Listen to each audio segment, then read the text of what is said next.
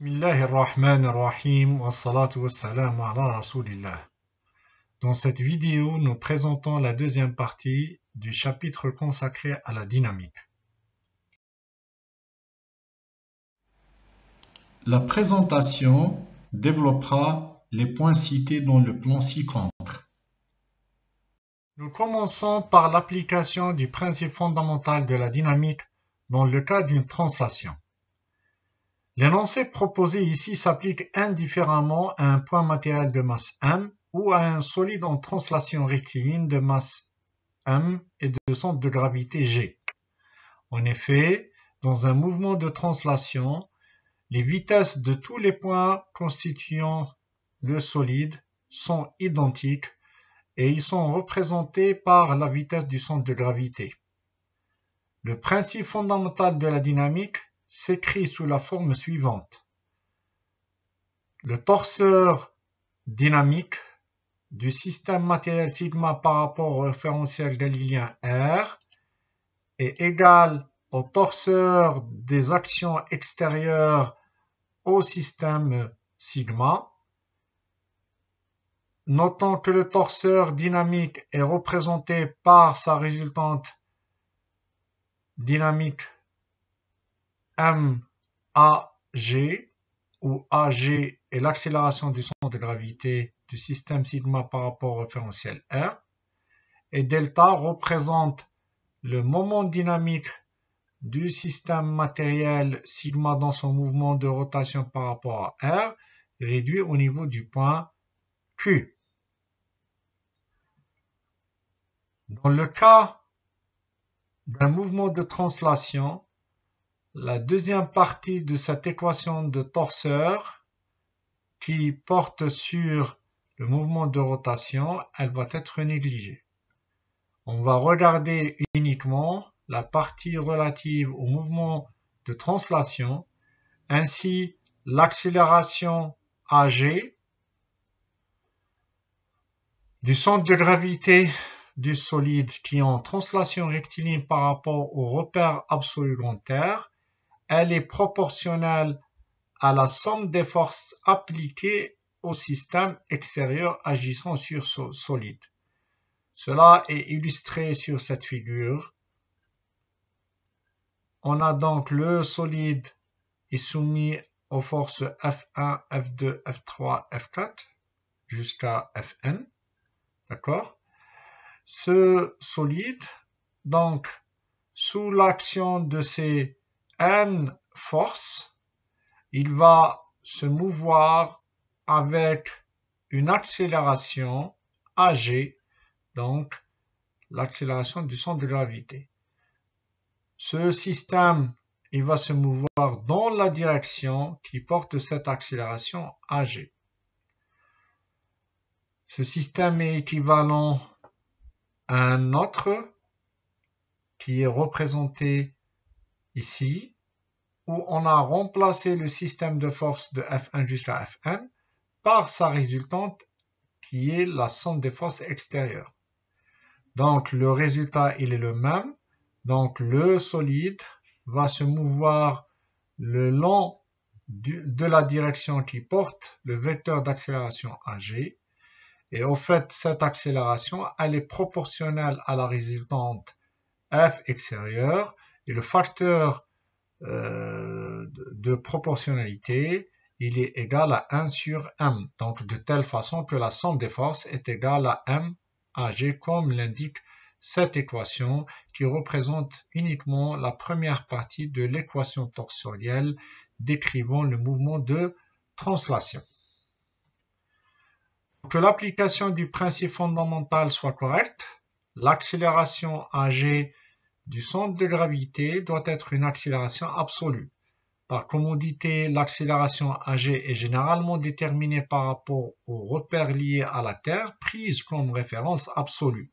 Cependant, la Terre n'est pas un référentiel absolu ou galiléen rigoureux, mais approché.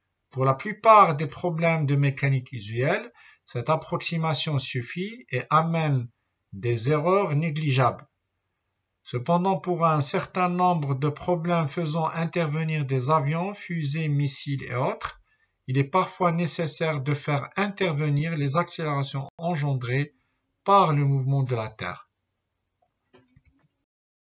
On va considérer un premier exemple d'application du principe fondamental de la dynamique dans le cas d'une translation. Il s'agit de deux masses placées au niveau des points A et B et qui sont reliées par un fil inextensible de masse négligeable qui s'enroule sans frottement autour d'une poulie comme indique la figure. La masse A, elle glisse sur un plateau avec un frottement de coefficient F et la masse B, elle est lâchée sans vitesse initiale à partir d'une hauteur petit h pour arriver enfin au sol. Donc, il est demandé dans un premier temps de déterminer la condition de mouvement de la masse en A. Puis, si on considère dès la distance totale parcourue par la masse A sur ce plateau, du démarrage jusqu'à l'arrêt, on vous demande de déterminer le coefficient du frottement du solide A en fonction de la hauteur petit h et la distance totale parcourue par la masse A. Donc la résolution de ce problème doit se faire sur la base du principe fondamental de la dynamique pris dans le cadre de la translation. Par ailleurs, il faut considérer le mouvement du système en fonction de l'état de la masse B. En effet, on distinguera deux phases essentielles en fonction que la masse B elle est en mouvement ou à l'arrêt. En effet, la première phase démarre de l'instant où la masse B elle est lâchée.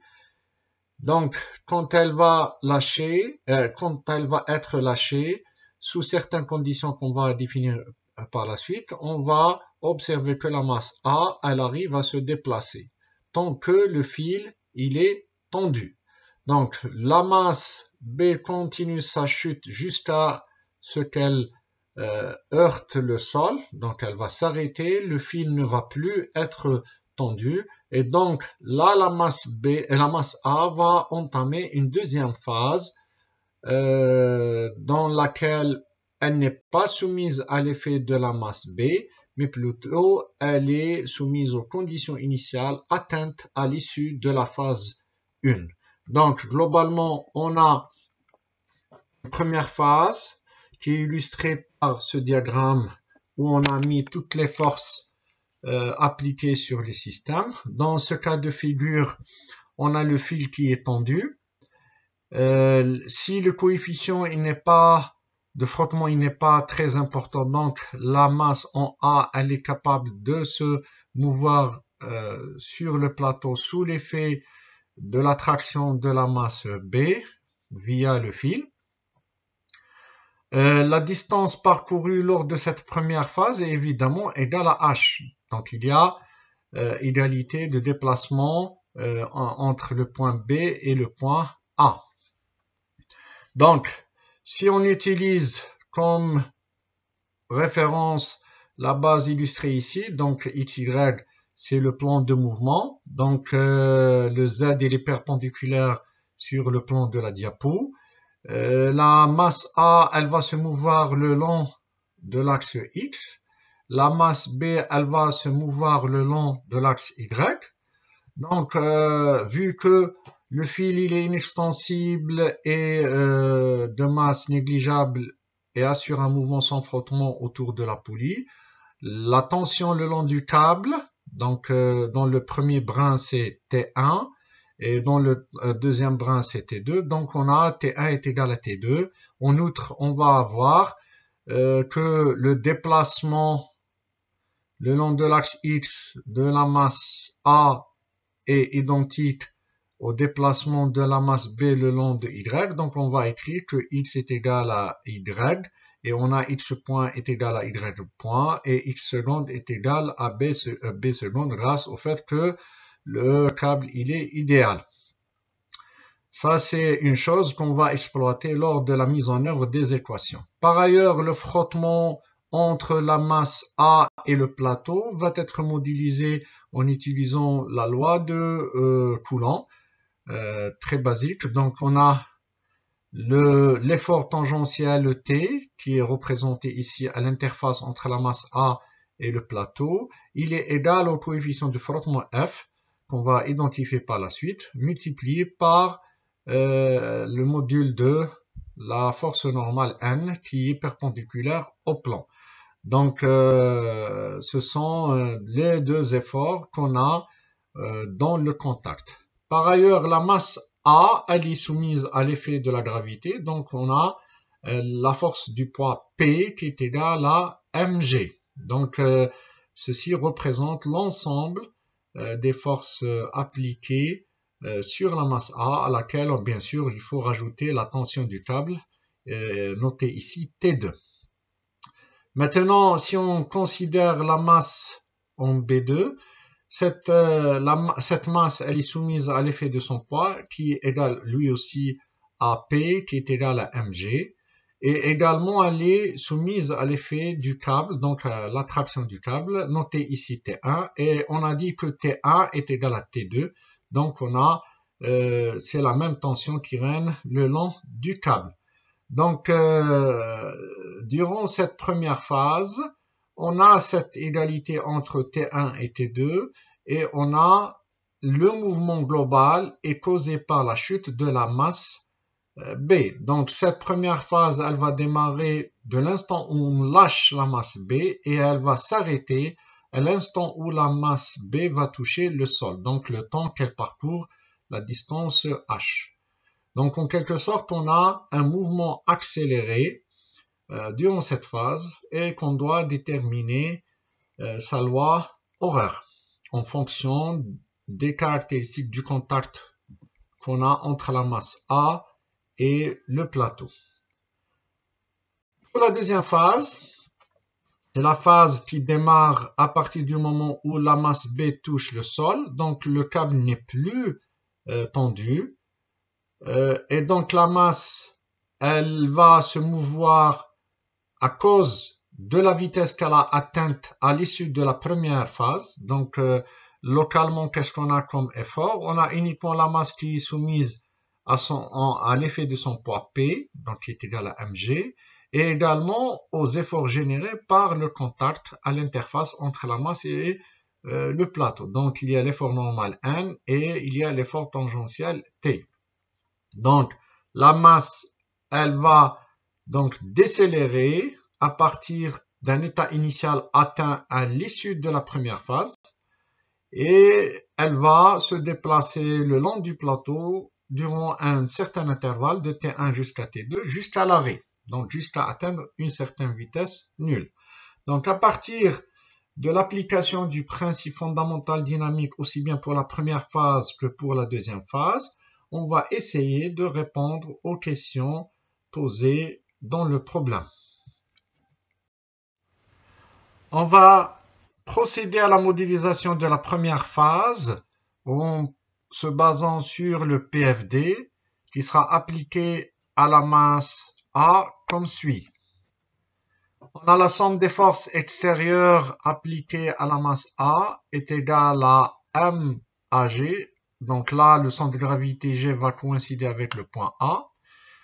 Donc en projetant cette équation vectorielle sur les deux axes X et Y, qu'est-ce qu'on va voir? Sur l'axe des X, on a mx seconde est égal à moins T. Donc là c'est l'effort tangentiel dû au frottement. Plus T2, c'est l'effort de traction appliqué par le câble. Donc, mx seconde est égal à moins t plus t2. Ça, c'est l'équation du mouvement le long de l'axe x de la masse A. La projection du PFD sur l'axe des y appliqué à la masse A va nous donner directement 0. Donc, il n'y a pas de mouvement le long de l'axe des y est égal à mg, donc c'est le poids P, moins N. Donc là, l'effort normal, il est opposé à la direction de Y. Ce qui va nous donner donc l'équation 1, donc mx seconde est égal à moins t plus t2. et N est égal à mg.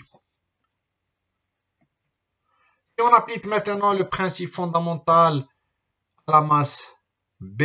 Donc, si on isole cette masse, on va voir que cette masse-là, elle est obéie à cette équation 2, issue de la projection du PFD sur l'axe des Y ici. Donc, my seconde est égal à mg moins T1. Donc, on a la masse en B, c'est petit m. Le mouvement, il est caractérisé par la coordonnée Y, donc son accélération Y seconde. Le poids P, il agit dans le sens positif de Y, donc c'est mg. Moins T1, donc T1, il est opposé à Y. Donc, cela va nous donner la deuxième équation du mouvement de la masse en B. En faisant la somme de l'équation 1 et l'équation 2, on tient compte des paramètres suivants. Donc, T est égal à Fn. Donc, ça, c'est la relation de Coulomb. Et du fait que T1 et T2 sont égaux, donc le fil est inextensible. Et également conservation de mouvement. Donc, on a x seconde qui est égal à y seconde. Donc, il y a le même déplacement au niveau du point A et du point B à cause du fait que le fil il est idéal. Donc, en remplaçant dans la somme des deux équations, donc équation 1 plus équation 2, elle va nous donner cette équation-là. Donc, on va avoir, regardez, ici mx seconde plus my seconde va nous donner 2mx seconde, parce que y seconde, il est égal à y seconde, à x seconde. D'accord? Et puis, pour ce terme-là, on a moins t1 plus t2 qui est additionné avec mg moins t1. Donc, moins t1 va être simplifié avec t2 parce que t1 est égal à t2. Donc, ce qui nous reste, c'est mg moins fmg. D'accord? Fmg, c'est la valeur de t. Donc, t est égal à f fois n. Et n, il est égal à mg. Donc, ça va nous donner cette quantité. Donc, l'accélération x seconde, qui est l'accélération du point A, mais également, elle peut être considérée l'accélération du point B, donc en mettant uniquement y seconde. Elle vaut quoi? C'est g sur 2, m moins f. Avec f, c'est le coefficient de frottement. Alors, la condition de mouvement de la masse A, donc pour qu'il y ait un mouvement le long de x positif pour la masse en A, il faut que f soit inférieur à 1 pour que 1 moins f soit positif, et donc l'accélération, elle est positive. Donc, si cette condition, elle est vérifiée, donc f inférieur à 1, on va avoir une accélération positive, et dans ce cas-là, on peut intégrer entre 0 et t1, d'accord, entre 0 et t, pour retrouver la vitesse instantanée de notre mobile. Donc, si on intègre là, donc on a x point, c'est g sur 2, 1 moins f fois t plus une certaine constante. Et du moment qu'on démarre du repos, cette constante, elle va être égale à 0. Si on intègre une deuxième fois, on va avoir l'équation du déplacement instantané, donc qui va être égale à x de t est égal à gt au carré sur 4 fois 1 moins f plus une certaine constante. Cette constante, elle est nulle parce que à l'instant initial, on se trouve à haut, donc x de t égale à 0 va être égal à 0. Et donc, on a une équation quadratique par rapport au temps qui va décrire le déplacement de A à partir du point de démarrage jusqu'à un instant T2, à l'instant T1 qui caractérise le contact de la masse B avec le sol. Alors, lorsque le point B atteint le sol, donc la masse aurait parcouru la distance H. Donc, cette distance H, elle est parcourue en un temps T1. Donc, on remplace ici H est égal à GT1 au carré sur 4 fois 1 moins F. Donc, ce qui nous permet de déduire la valeur de T1 en fonction de la hauteur H et du coefficient F. Ayant la valeur de T1, donc le temps nécessaire pour que la masse B touche le sol, Donc, on va identifier la vitesse et l'accélération atteinte par la masse A à l'issue de cette première phase. Donc, on va remplacer et on va trouver la vitesse à l'issue de cette phase-là. Donc, x1, elle va être égale à V1, est égale à la racine de G1 moins F facteur de H. Donc, c'est la vitesse atteinte à l'issue de cette première phase. On passe maintenant à la modélisation de la deuxième phase. On applique toujours le PFD dans le cadre de la translation qui se résume donc à l'équation somme des forces extérieures est égale à MAG. Donc ici le point G, ça représente le point A.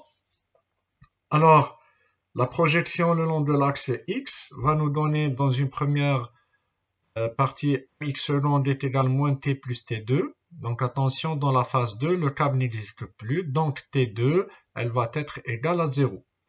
Par ailleurs, la projection de l'axe sur l'axe y, on va avoir 0 est égal à mg moins n. Donc, compte tenu du fait que l'effort toujours tangentiel est égal à f fois n avec f, c'est le coefficient de frottement, et t2 est égal à 0. Donc, on va avoir tout simplement mx seconde est égal à moins t, et avec t est égal à fn, donc on remplace, on va avoir mx seconde égal à moins fn. Avec n, c'est l'effort normal qui est égal à mg, d'où l'accélération x seconde est égale à moins fg. Donc f est positif, g est positif, donc l'accélération le long de l'axe x pendant sa deuxième phase, qui est caractérisée par l'absence de la tension du câble, donc on a une décélération. Donc la vitesse du mobile A, elle va décroître de la vitesse atteinte à l'issue de la phase 1 vers la vitesse 0.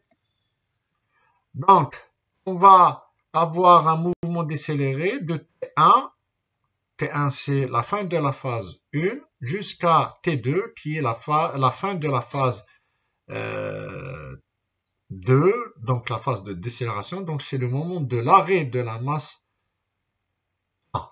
Alors, à l'instant T1, rappelons qu'on a parcouru une distance H et on a atteint à l'issue de cette phase la vitesse V1 avec T1 qui est donné en fonction de HGF et V1 également qui est donné en fonction de ces paramètres-là.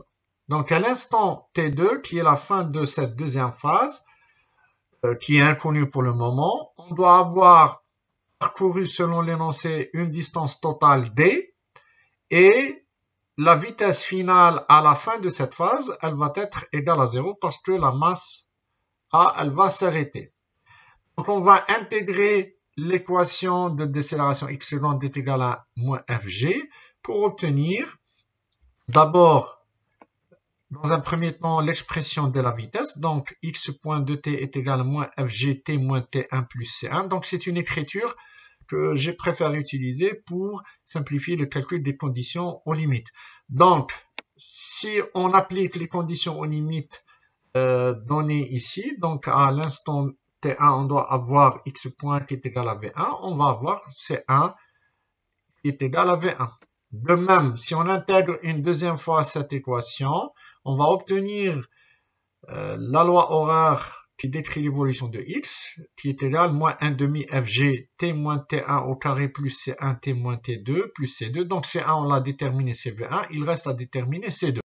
Donc, ayant la condition aux limites x de t1 est égal à h, tout simplement, on va avoir x de 1 est égal à h est égal à C2. Donc, il suffit de remplacer ici T avec T1. Vous allez trouver que C2 doit être égal à h pour vérifier les conditions initiales. Ainsi, toutes les constantes d'intégration C1 et C2 ont été déterminées d'une façon à être compatibles avec les conditions atteintes à l'issue de la première phase. Maintenant, on va déterminer la condition de compatibilité alors de telle façon à avoir donc une compatibilité avec les conditions finales qu'on a écrites ici. Donc pour cela, on doit avoir x point de t2 est égal à 0. Donc à la fin de la phase 2, la vitesse doit être égale à 0. Donc, on remplace dans l'expression de x point de t, on doit avoir cette égalité. 0 doit être égal à moins fg t2 moins t1 plus v1. Donc, ce qui nous permet d'exprimer l'instant t2 en fonction de v1 et de t1 et de fg. Par ailleurs, on doit avoir une autre condition sur le déplacement. Selon l'énoncé, on doit avoir parcouru à l'issue des deux phases 1 et 2 une distance totale. xt2 est égal à d. Donc, on va remplacer dans l'expression horaire décrivant l'abscisse x et on doit avoir x de t2 est égal à d. Donc, d doit être égal à moins 1 demi fg t2 moins t1 au carré plus v1 t2 moins t1 plus h. Sauf que dans cette équation, on doit remplacer avec t2 qu'on a trouvé à partir de la première condition sur la vitesse. Donc, en remplaçant ici, dans cette expression, regardez, on a t2 qui est fonction de v1 et de t1. D'accord? Cela va nous permettre également de faire appel à cette première équation. Donc, t1, il est fonction de h et de g et de f. Donc, cette équation, donc c'est une équation qui doit être vérifiée à l'issue de la deuxième phase. On va avoir uniquement des relations entre d, f, g et h. Donc, après manipulation, on va trouver tout simplement la valeur de f, donc qui est le coefficient de frottement entre la masse en A et le plateau. Donc, c'est la valeur à vérifier pour obtenir la condition finale qui dit qu'à l'issue de la phase 2, on doit avoir parcouru la distance d. Donc, f doit être égal à h sur 2d moins h. Cela termine la résolution de cet exercice. On passe maintenant à l'application du PFD dans le cas d'une rotation. On ne considérera que les rotations par rapport à un axe fixe et on distinguera deux cas selon que le centre de gravité est situé sur l'axe de rotation ou pas. Nous commençons par l'analyse du cas où le centre de gravité est situé sur l'axe de rotation. Cela, on se basera sur la figure ci-contre. Donc, le solide considéré tourne à une vitesse angulaire oméga autour de l'axe de rotation AZ. L'axe Z est perpendiculaire au plan de la diapo. Le centre de gravité G est sur l'axe de rotation. On notera que alpha est l'accélération angulaire de ce corps. Ainsi, alpha est égal à d oméga sur dt ou oméga point. Si on isole le corps, on va construire le diagramme suivant des forces, donc Free Body Diagram, sur lequel on a rapporté toutes les forces extérieures qui lui sont appliquées. Donc, on distinguera d'abord les actions extérieures de F1 jusqu'à F4 par exemple, ici, qui sont appliquées sur le corps. Et on identifiera l'action de la liaison au niveau de A.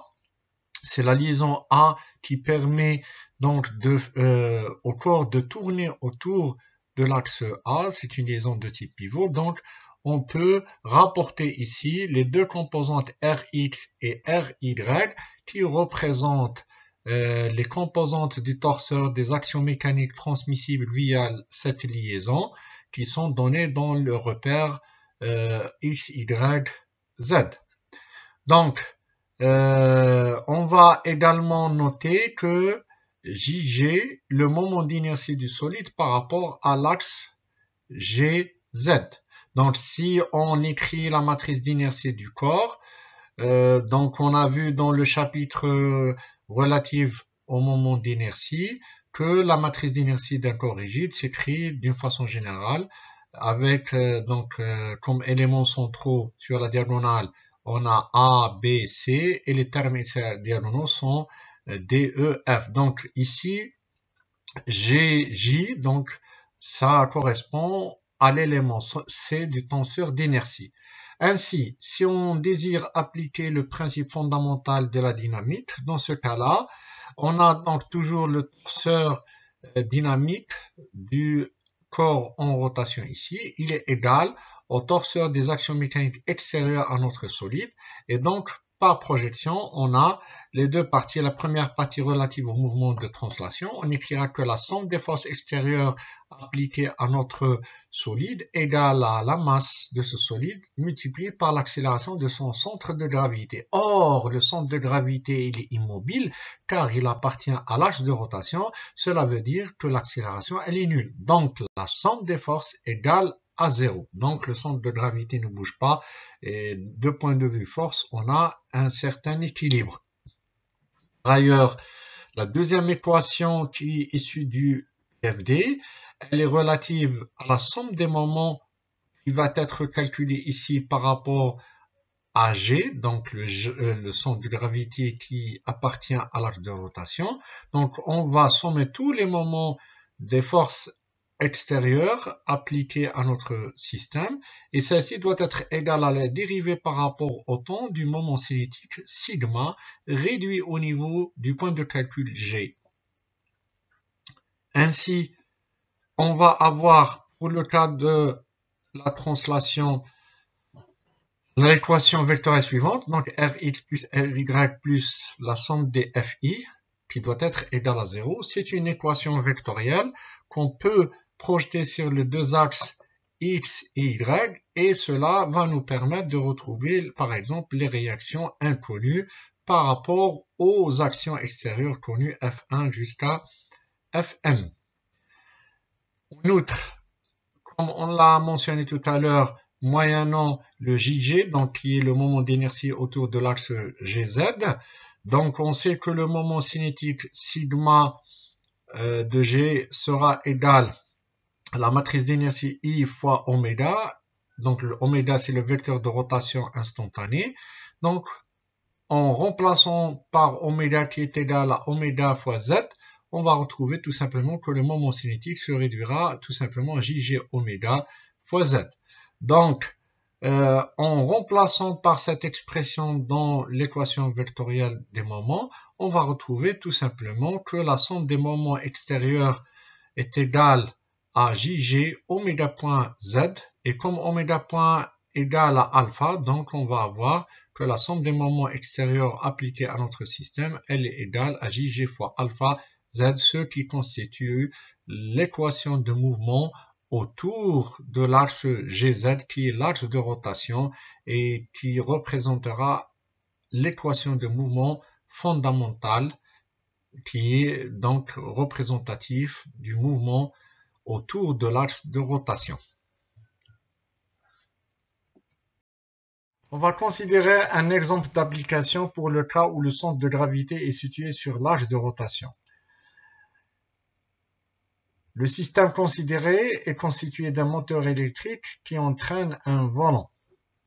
La liaison est directe entre le moteur et le volant et elle est portée par une liaison pivot. Donc, le moteur entraîne un volant et exerce au démarrage un couple moteur CM de 5 Nm. L'ensemble de la partie tournante est modélisé par un volant d'inertie dont le rayon R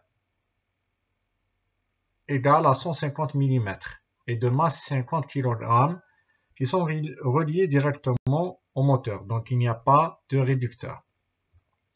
Lors de la rotation, on observe la présence d'un couple résistant CR de module 0,2 Nm.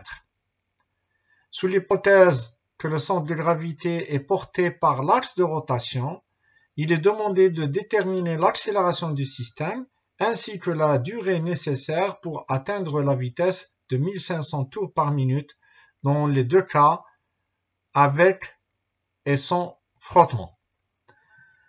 Il y a lieu de noter que cet exemple est représentatif de plusieurs situations industrielles. Ça peut représenter par exemple une meule électrique, ça peut représenter un ventilateur ou une éolienne, comme ça peut être le cas d'une tronçonneuse électrique. Il suffit d'adapter uniquement les données numériques au cas considéré.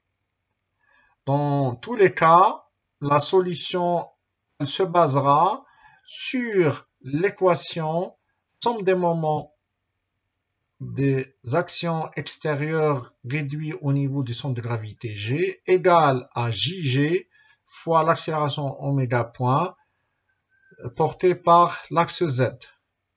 Donc, en premier lieu, on a la somme des moments réduits au niveau du point G. Selon l'énoncé, elle se réduit uniquement à Cm moins Cr fois Z.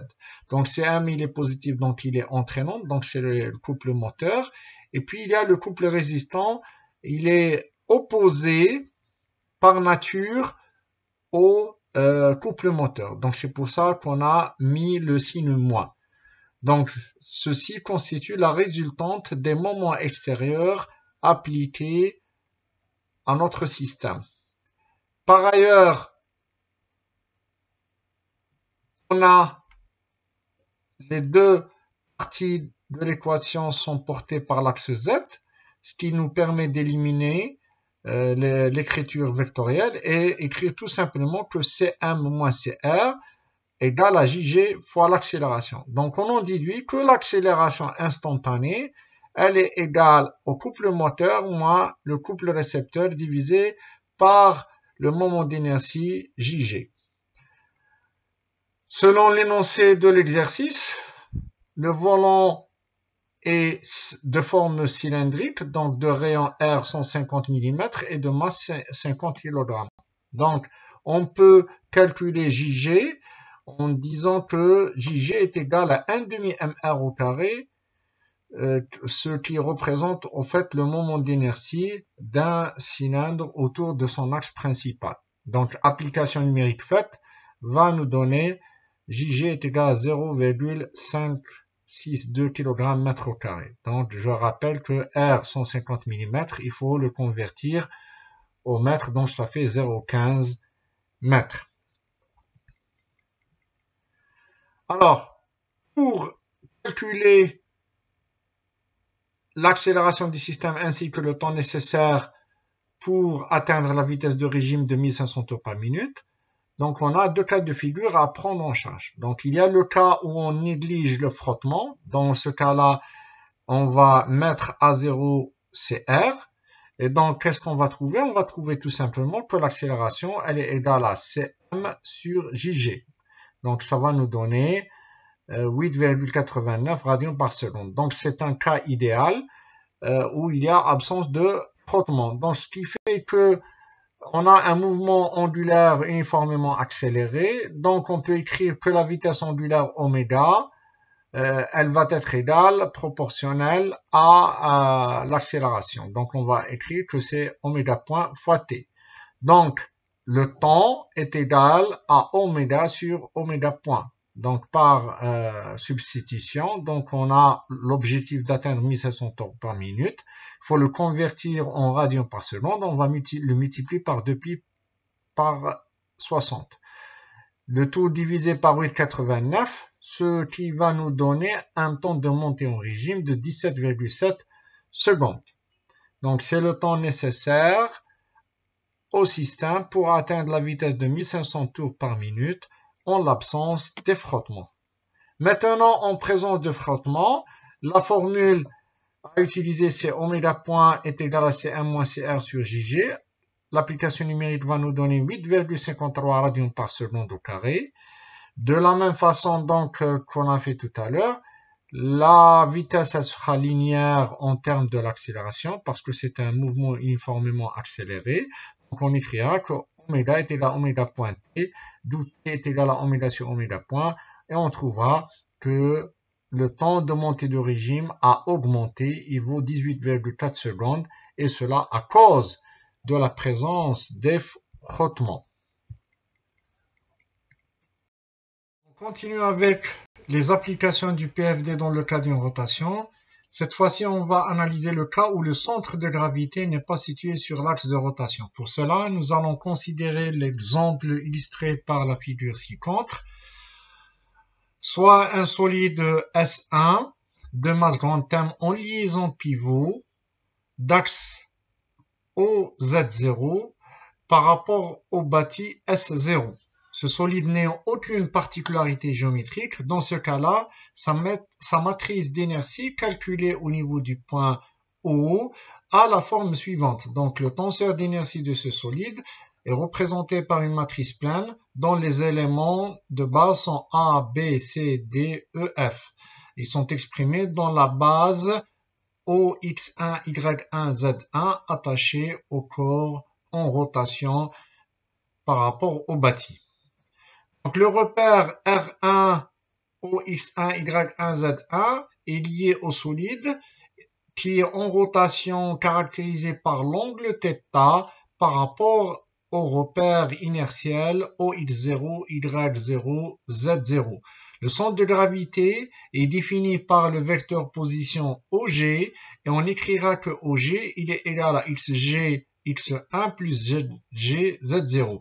Donc si on regarde de près, OG, donc il a une composante le long de l'axe X1, d'accord, dont la valeur elle vaut XG, et il a une composante le long de Z0 qui est de ZG. Donc plus clairement, le point G se trouve dans le plan X1 Z0. D'accord? Donc le repère R0 d'origine O et d'axe X0, Y0, Z0 est galiléen et le Z0 il est vertical ascendant. Donc le mouvement du corps est dû à un couple moteur appliqué autour de l'axe Z0. Donc il est modélisé par l'expression Cm est égal module de Cm fois Z0. La liaison elle est supposée parfaite. Donc il est demandé d'étudier le mouvement de ce corps de point de vue dynamique.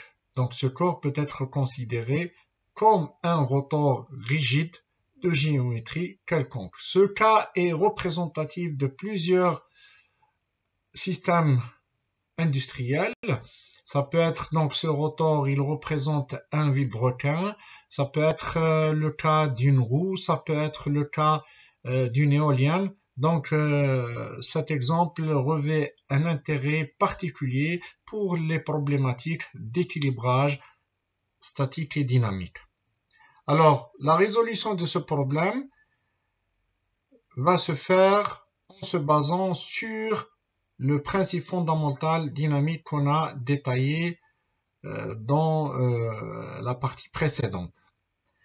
Pour cela, il faut identifier d'abord les actions extérieures appliquées au solide qui est en rotation. D'abord, il y a l'action de la pesanteur, représentée par ce torseur grand P, et réduit au niveau du centre de gravité grand G. Donc c'est une action modélisée par une résultante moins mgz0. Donc m c'est la masse du rotor. Et elle est descendante, donc le champ de gravité il est opposé à z0.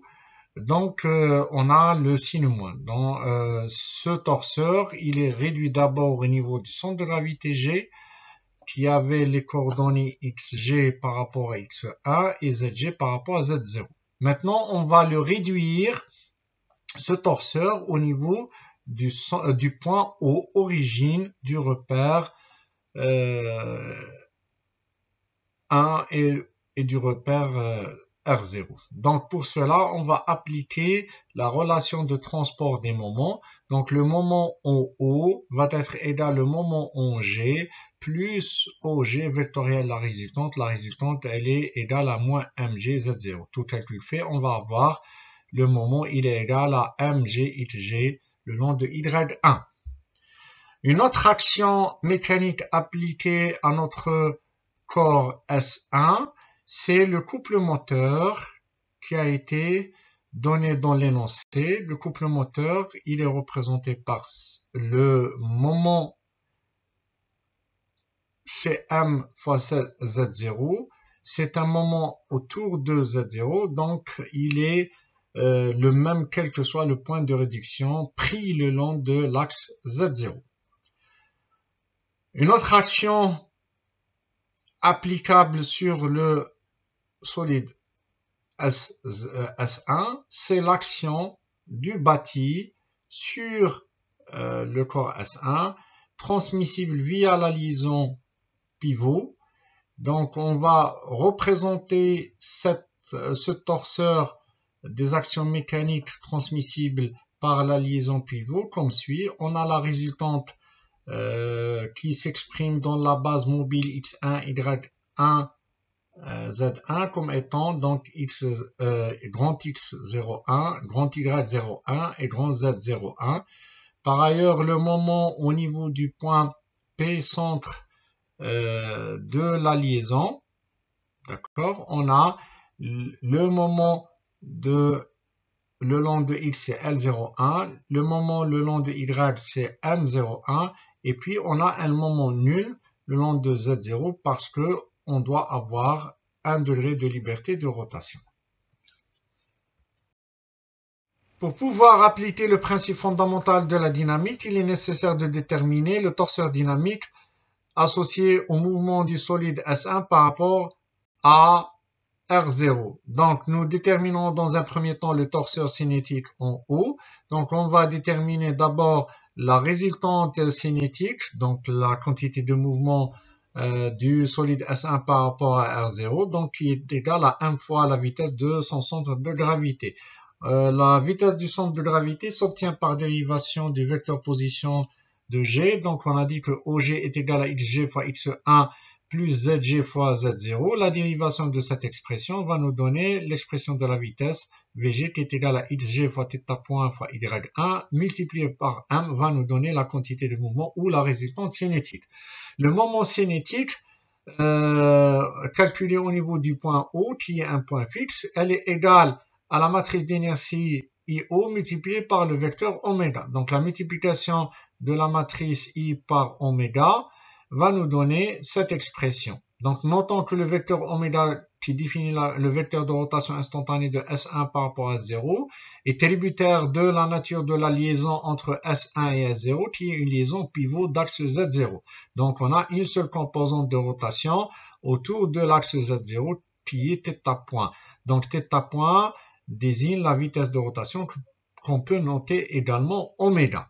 Donc ayant la résultante cinétique ou la quantité de mouvement et ayant le moment cinétique, on peut maintenant définir le torseur dynamique défini par sa résultante A de S1 par rapport à R, qui est la dérivée par rapport au temps de la résultante cinétique, et également le moment dynamique delta, qui est la dérivée par rapport au temps de sigma.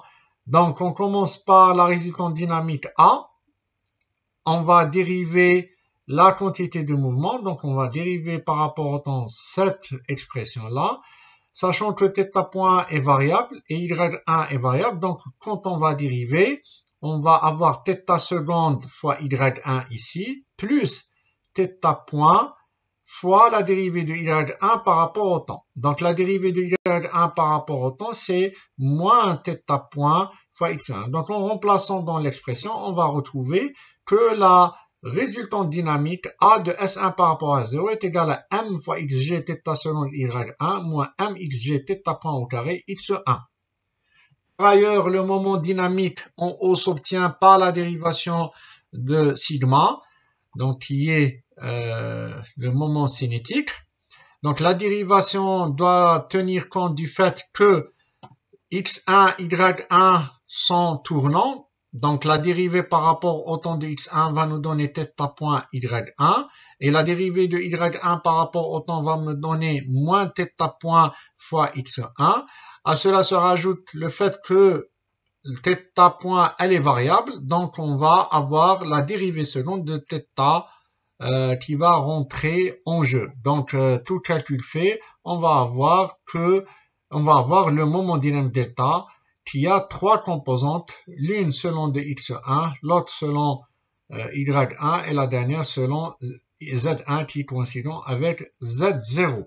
Donc ainsi on a défini les éléments de réduction du torseur dynamique, ce qui nous permet maintenant d'appliquer le principe fondamental de la dynamique qu'on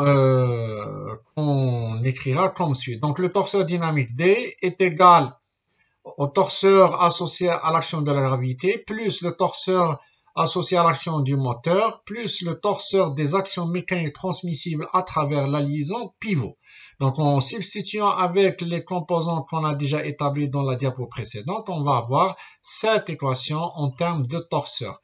L'addition des différents membres de ces torseurs est possible, mais il est préférable, il est judicieux donc d'unifier le point de réduction et de projeter dans la même base. Ainsi, si on regarde de près l'équation de la résultante dynamique, donc on prend d'abord la résultante A, elle va être égale à cette composante, moins mgz0, plus ce 0 là, plus cette colonne, donc on va avoir cette écriture-là. Donc on remplace l'expression de la résultante dynamique qu'on a trouvée ici. On va la remplacer là. Et cela, donc regardez, on a d'un côté la base, elle est y1, x1. De l'autre côté, on a z0 qui est z1, x1, y1. Donc la base, elle est homogène. On peut comparer composante par composante. On passe maintenant à la partie consacrée au moment. Donc, on appliquera le théorème du moment dynamique. Donc, on écrira que delta égale à la somme des contributions des différents torseurs extérieurs en termes de moment, notamment celui du poids, celui du couple moteur et celui de la liaison pivot. Donc, si on remplace avec l'expression trouvée pour delta, qui est là, on peut établir une comparaison composante par composante, donc le long de x1, le long de y1 et le long de z1 ou z0. Donc, au total, on va retrouver 6 équations scalaires. Le premier sous-ensemble que vous voyez ici est dû à la première partie donc du théorème de la résistance dynamique, donc la somme des forces est égale à m gamma, et ici c'est le sous-ensemble issu du théorème du moment dynamique, donc la somme des moments extérieurs est égale à la dérivée par rapport au temps du moment cinétique. Donc cet ensemble de 6 équations scalaires décrivent la dynamique du mouvement de rotation de notre corps S1 par rapport au bâti S0 et qui sont reliés par la liaison pivot dont les actions mécaniques sont présentes ici dans les 6 équations. On a x01, y01, z01, l01, m01. Donc on voit très bien que cet ensemble d'équations permet de faire le lien entre d'une part les actions mécaniques appliquées au système, notamment le couple moteur, la gravité, les actions transmissibles par la liaison pivot et également les caractéristiques cinétiques de notre corps, notamment sa masse et sa matrice d'inertie, moyennant la vitesse et l'accélération θ point et θ seconde.